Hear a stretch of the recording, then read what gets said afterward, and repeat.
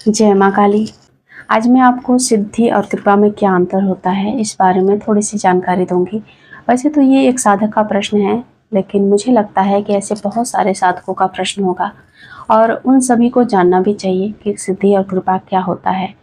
अगर वो जान जाते हैं तो उनकी राह जो है वो आसान हो जाएगी, वो आसानी से अपने लक्ष्य को प्राप्त कर पाएंगे। वरना बहुत सारे ऐसे साधक मिलते हैं जो कि उलझन में रहते हैं और इसी उलझन के चलते वो कई सालों से स्ट्रगल कर रहे हैं भक्ति क्षेत्र में, साधना क्षेत्र में, जबकि भक्ति में स्ट्रगल नाम की कोई चीज़ नहीं होती, लेकिन वो कर रहे हैं क्योंकि उनको सही रास्ता मालूम नहीं है और सही चीज़ों की जानकारी नहीं है। चलिए हम बात करते हैं सिद्धि और कृपा क्या होती है। सबसे पहले हम सिद्धि के बारे में जानेंगे। तो देखिए, सिद्धि एक विशेष काम को पूरा करने के लिए की गई साधना होती है, जिसे हम तपस्या का नाम भी दे सकते हैं। और इसको करने के लिए कुछ विधि विधान अनुष्ठान होते हैं, यज्ञ हवन किए जाते हैं और मंत्र जाप किए जाते हैं एक निश्चित संख्या में, निश्चित समय पर। और एक देवी देवता जो इसकी भी आप साधना करना चाहते हैं, वो आपके इष्ट हो सकते हैं या फिर कोई भी देवी देवता हो सकते हैं, जो कि आप अपनी इच्छा की पूर्ति के लिए, अपनी कामना की पूर्ति के लिए उनकी साधना करते हैं, उनकी तपस्या करते हैं। और जब आपकी साधना तपस्या पूरी हो जाती है तो जो इष्ट होते हैं, देवी देवता होते हैं, वो आपको सिद्धि रूप में कुछ न कुछ प्रदान करते हैं। अब वो कुछ न कुछ ईश्वर की तरंग हो सकती है, ईश्वर का अंश हो सकता है, जो ईश्वर की योगिनियाँ हैं, चिड़िया हैं, सवारी के रूप में आपको मिल सकती हैं, या फिर कुछ ऐसे व्यक्ति जो कि मृत्यु से पहले सिद्ध थे, सिद्धियाँ हासिल करी थी और मृत्यु के पश्चात वो सिद्धि रूप में आपको मिल सकते हैं, क्योंकि उनको मरने से पहले उनके मन में इच्छा थी जन कल्याण करने की, तो वो इसी इच्छा के कारण इस डायमेंशन में होते हैं और वो आपको सिद्धि रूप में मिल जाते हैं। तो ये सभी कुछ सिद्धियों के दायरे में आती हैं। ये सभी कुछ सवारी कह सकते हैं, सिद्धियाँ कह सकते हैं, शक्तियाँ कह सकते हैं। तो ये सब कुछ होता है सिद्धि।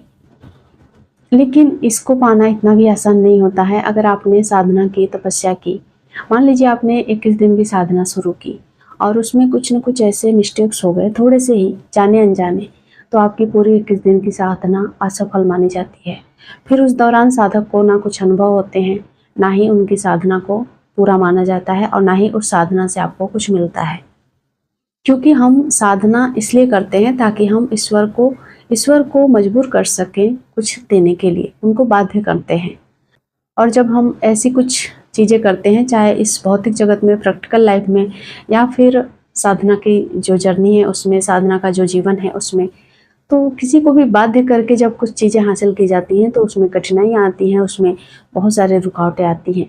तो देवी देवता स्वयं से रुकावटें भी पैदा करते हैं। उनकी योग योगिनियाँ जो होते हैं, दूत होते हैं, वो सब कुछ आपके रास्ते में ढेर सारी रुकावटें पैदा करते हैं। अगर आप भाग्यशाली रहे और आपको सिद्धियाँ मिल गई, आपको कोई रुकावट देखना नहीं पड़ा साधना के दौरान, आपको सिद्धियाँ मिल जाती है, तो उसका सही सदुपयोग करें और अपने ईश्वर को धन्यवाद जरूर करें, ग्रेटिट्यूड फील जरूर करें और हर पल ग्रेटिट्यूड के भाव में भरे रहें। चलिए अब जानते हैं कृपा। कृपा क्या होती है? तो कृपा का अर्थ होता है अनुग्रह या फिर आशीर्वाद या फिर लाभ। यानी कि आपको डायरेक्ट ईश्वर से आप ईश्वर की ब्लेसिंग जो है वो आपको मिल जाती है। और ईश्वर का, यूँ कहें तो ईश्वर का साक्षात आपके ऊपर हाथ होता है। कुछ लोग ऐसे होते हैं जो जन्म से ही बहुत बड़े भाग्यशाली होते हैं, बहुत बड़े विद्वान होते हैं, तो उनको ईश्वर की कृपा मिली हुई होती है उनके पूर्व जन्म के कर्मों के कारण। और अगर इस जन्म में उनको कृपा प्राप्त करना है तो भक्ति करनी चाहिए, नाम जप करनी चाहिए। इससे उनको जो ईश्वर है उनकी कृपा मिल जाती है। लेकिन अगर आप सिद्धियों की कामना करके भक्ति करते हैं या फिर नाम जप करते हैं तो ना ही आपको सिद्धियाँ मिलती हैं, ना ही आपको कृपा मिलती है। तो इसलिए मैंने वीडियो में कहा था कि आपको सिद्धियों की कामना नहीं करनी चाहिए। अब आपको इस प्रश्न का भी जवाब मिल गया होगा कि सिद्धियों की कामना क्यों नहीं करनी चाहिए। क्योंकि सिद्धियों से बड़ी होती है ईश्वर की ब्लेसिंग, ईश्वर की कृपा। अब मैं थोड़ा सा ये भी आपको बताना चाहूँगी कि ये दोनों लोग होते कैसे हैं और इनका जीवन कैसे होता है। यानी कि सिद्धि प्राप्त व्यक्ति और कृपा प्राप्त व्यक्तियों का जीवन किस तरीके से होता है। तो देखिए, सिद्धि जो प्राप्त व्यक्ति होते हैं वो ज़्यादातर दरबार लगाते हैं और लोगों की जो मदद की जाती है सिद्धियों के द्वारा, उनकी नकारात्मकता को काटा जाता है, या फिर उनके दुख दरिद्र को ख़त्म किया जाता है, समाप्त किए जाते हैं। तो वहाँ पर वो सिद्धियों के ज़रिए ये सब कुछ काम करते हैं, आपके कर्मों को भी इधर उधर थोड़ा सा कर सकते हैं। अब कर्म इधर उधर हो गए इसका मतलब ये नहीं है कि आपको उस कर्मों का परिणाम भुगतना नहीं होगा, फल नहीं मिलेगा।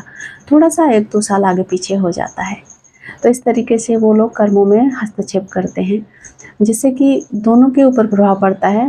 जो सामने वाला दरबार लगाया है उसको भी प्रभाव पड़ेगा और आपको भी प्रभाव देखने को पड़ता है। और ये प्रभाव तुरंत नहीं होता है, थोड़ा इसमें टाइम लगता है। और जो दूसरे वाले व्यक्ति होते हैं वो दरबार नहीं लगाते हैं, एक सिंपल लाइफ जीते हैं। या फिर आपने देखा होगा बहुत सारे आपके आसपास ऐसे पंडित होंगे या फिर सन्यासी होंगे जो मंदिरों में रहते हैं, मंदिरों की देखभाल करते हैं, पर उनके पास ऐसी शक्तियाँ होती हैं कि उनके पास जाने से आपके काम बन जाते हैं। लेकिन वो आपके काम बनाने के लिए कभी अपने देवता को बाध्य नहीं करेंगे और ना ही उनके पास सिद्धियाँ होती हैं जिसका वो उपयोग कर सकते हैं। अगर आपके कर्म अच्छे हैं, आप उनके पास जाते हैं और वो आपको एक माध्यम के रूप में मिल गए हैं, तो आपका काम बन जाता है। लेकिन ज़्यादातर काम सिद्धि प्राप्त व्यक्ति के पास जाने से बनता है। कृपा प्राप्त व्यक्ति के पास जाने से आपका काम जल्दी नहीं बनेगा। अगर आपके प्रारब्ध उस समय तक खत्म हो चुके हैं, यानी कि बुरे जो प्रारब्ध हैं अगर वो ख़त्म हो गए हैं और आप उनको माध्यम बनाया गया है आपकी लाइफ को सही करने का, तो ईश्वर के द्वारा वो सब कुछ सही हो जाता है और आप उनकी ब्लेसिंग लेते हैं, उनके साथ साथ उनके ऊपर जो ईश्वर की कृपा है उनकी भी ब्लेसिंग पा जाते हैं। और कुछ व्यक्ति ऐसे होते हैं जिनके पास सिद्धियाँ भी होती हैं और कृपा भी होती है। ऐसे भी व्यक्ति हमारे बीच मौजूद हैं। और भी ऐसे लोग जिनके मन में कुछ शंकाएं हैं, कुछ जानना चाहते हैं भक्ति, ध्यान, योग, कुंडलिनी, इन सब के बारे में, तो आप मुझे कमेंट करें, मैं आपको रिप्लाई ज़रूर करूँगी। उम्मीद है इस वीडियो से आपने ज़रूर कुछ अच्छा ही सीखा होगा। जय मां काली।